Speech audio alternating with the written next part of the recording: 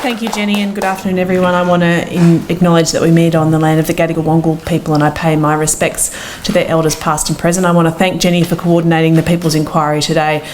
There has been a desperate need to get this information together, to have it on the public record, and I think this is a wonderful initiative, and thank Jenny very much. We've had somewhat sort of parallel paths here in New South Wales Parliament, and we've been fighting the government on a range of issues, and of course mostly fighting against WestConnex.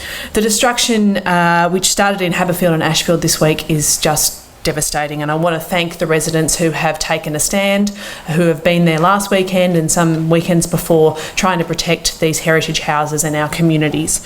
Like you, I'm deeply concerned about the impacts of WestConnex, and that's why today is really important. We need to put people back into the equation. The Baird government has completely cloaked this project in secrecy. They've refused to justify the expenditure of $16.8 billion of public money. Most galling of all, they have willfully ignored the concerns of residents, willfully ignored thousands of submissions and people and your voices again and again. I want to use my time here today to put on the record some of the key violations of good governance when it comes to WestConnex. This is by no means a definitive list, but I think it might help frame some of the discussion this afternoon. Confusion and chaos have been at the centre of WestConnex from the very beginning. Wendy went a little bit further back, and you're sure you could go decades back, but I'm going to start in 2013 when the WestConnex Delivery Authority was formed to construct, finance and manage the project, but it was sidelined, of course, a year later with the creation of the Sydney Motorway Corporation.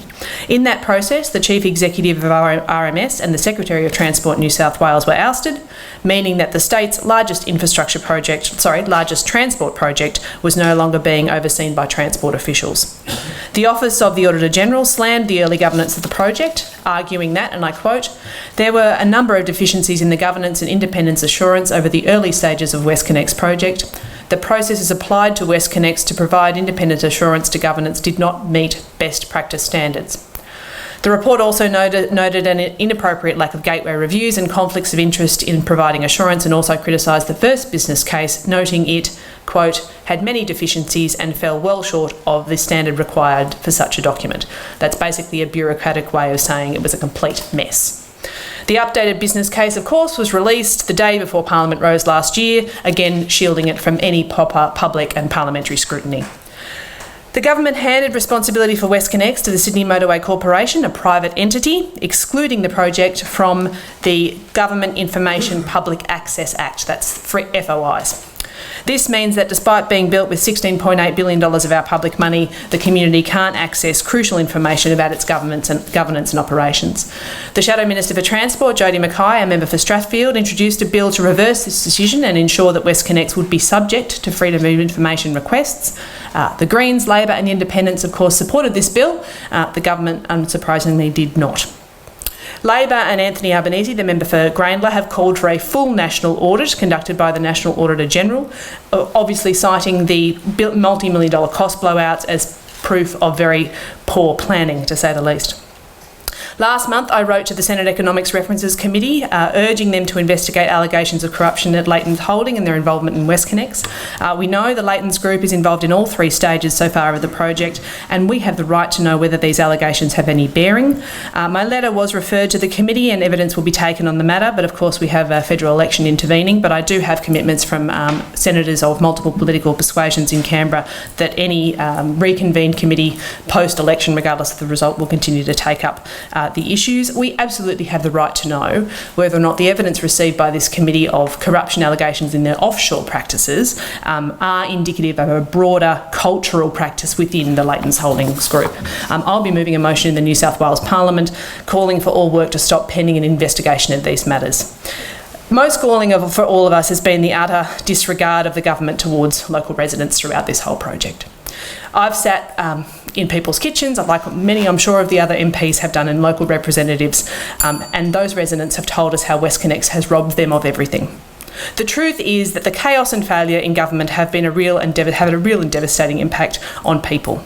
Acquisitions in Ashfield and Haberfield have been shambolic, to say the least, with homeowners forced to accept offers hundreds of thousands of dollars worth less than their property is worth, meaning basically they can't buy in the area. They can't stay in their community. Acquisitions began before the project was even given planning approval, before an EIS was released, or even a business case was made public.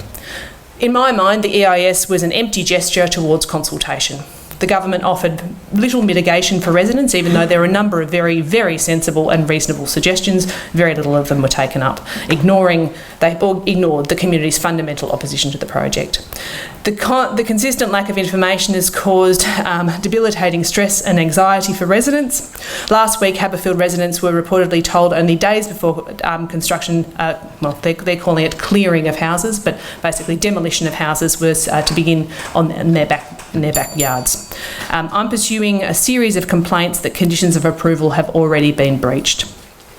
The government continues to reject calls for a public inquiry, and it's pretty obvious why, because we know a public inquiry would show gross mismanagement, deception and secrecy, and utter arrogance in pushing through a project without any public support or justification. Look, I want to thank you all so much for being here today, to be giving a real honest appraisal of this project, and I want to assure you all I'll continue to fight alongside with you.